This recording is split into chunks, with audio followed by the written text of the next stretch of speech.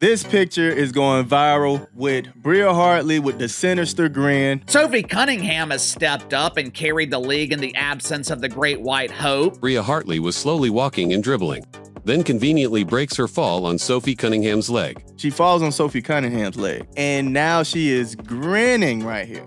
Bria Hartley after it, where she's smiling. Sophie Cunningham has stepped up and carried the league, but now she's injured too. You can tell Bria Hartley, in my opinion, she launched herself into her knee. Bria Hartley with the sinister grin after injuring Sophie Cunningham. You've got a small group of players people want to see. For some reason, the WNBA is refusing to protect them. Second quarter.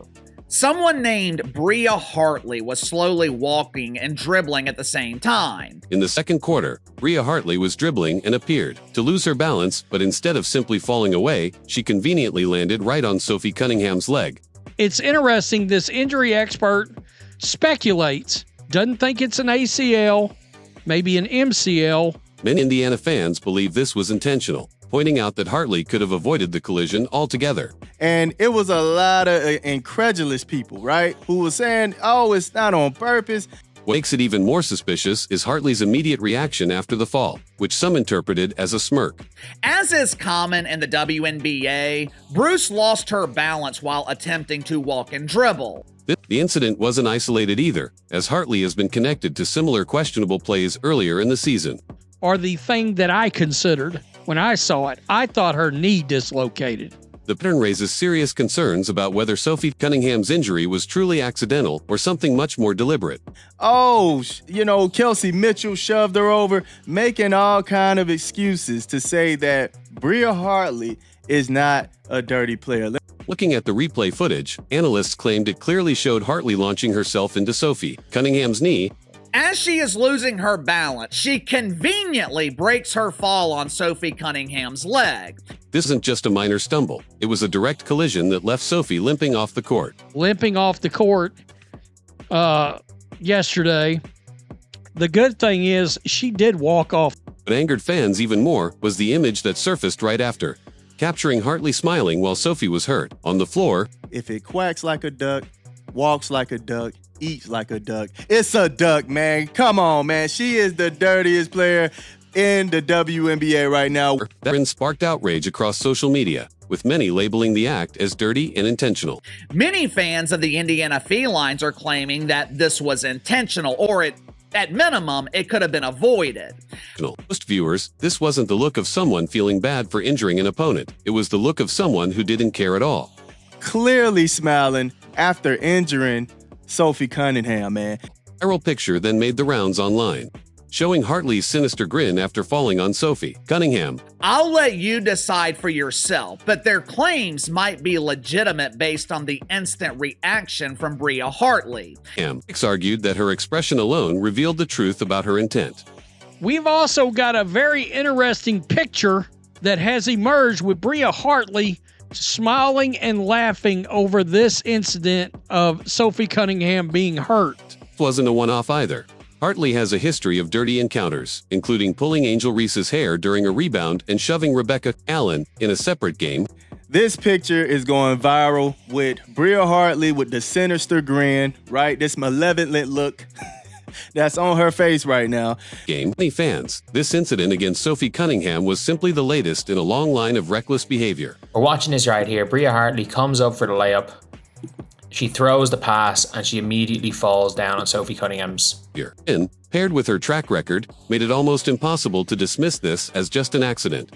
You gotta say, she did walk off. Now, after the footage spread, analysts began breaking down the play frame by frame to determine whether Hartley's fall was accidental or intentional. And then now you see this moment, right? Now you see this moment. She falls on her leg. She falls on Sophie Cunningham's leg.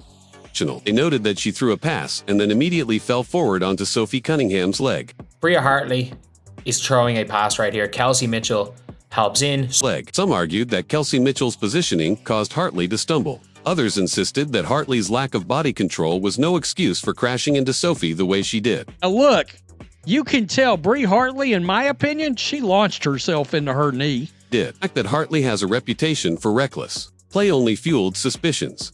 And now she is grinning right here. Grinning. come on, man. This breakdown made it clear why so many people questioned whether Sophie's injury was simply bad luck or something far more deliberate. Sophie Cunningham, in fairness, is not fully helped over. Of Hartley grinning after the collision intensified the backlash. It's despicable. It really is. There's a lot of people celebrating this injury. And reporters called the image despicable, saying it proved Hartley had no remorse for Sophie Cunningham's injury.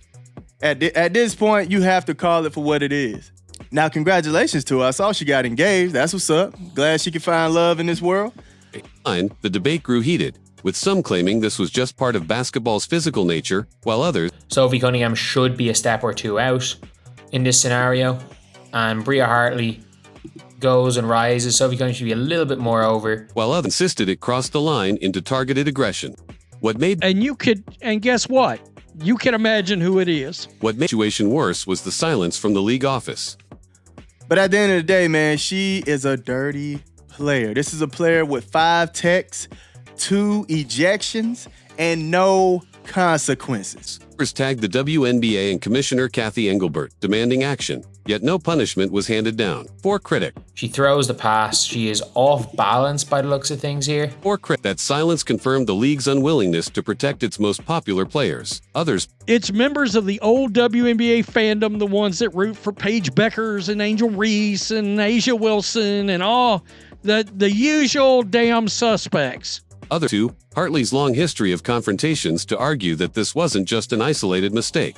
She had At the end of the day, man, you have to let the evidence speak for itself. She's dirty. with Skylar Diggins, pulled Angel Reese's hair during a rebound, shoved Sabrina midcourt, and even fought with Rebecca Allen earlier in the season. To them, She kind of falls and then takes Sophie Cunningham down with her. Grin, after Sophie Cunningham's injury, was not a coincidence. It was the latest proof that Hartley thrives on dirty play. She is dirty. It all comes back to this player is dirty. Tried to defend her, suggesting Sophie's fall was unavoidable, but the evidence piled too high. The viral She says, I get fining players/coaches for commenting on officiating is a common practice in sports. and her record of repeated incidents left many convinced. Bria Hartley's attack was intentional. You have got to protect your star players. WNBA journalist Annie Constable pointed out that poor officiating is a root cause of incidents like Sophie Cunningham's injury. She highlighted There's a lot of people that I've seen that has come out and said, I'm not watching another game until Caitlin Clark comes back. the league consistently loses its best referees to higher-paying jobs in the NBA or college basketball, leaving behind inexperienced or weak officials. But at what point does the WNBA find itself? The best officials have historically left the WNBA for other opportunities. As a result, dirty or reckless plays often go unchecked, creating an environment where players like Bria Hartley can repeatedly push the limits. The lack of No one is paying to see Bria Hartley. The lack from referees means that star players, the very athletes drawing fans, are left unprotected on the court. The issue, The fever and in the league doesn't deserve my eyeballs until Caitlin Clark comes back. just officiating, it's also how the WNBA itself chooses to handle its stars. What is the league doing to improve officiating standards? While paying to see names like Caitlin Clark, Angel Reese, and Sophie Cunningham, the league seems unwilling to protect them. Instead, If I said the name Bria Hartley, would you think that she was a pretend basketball player?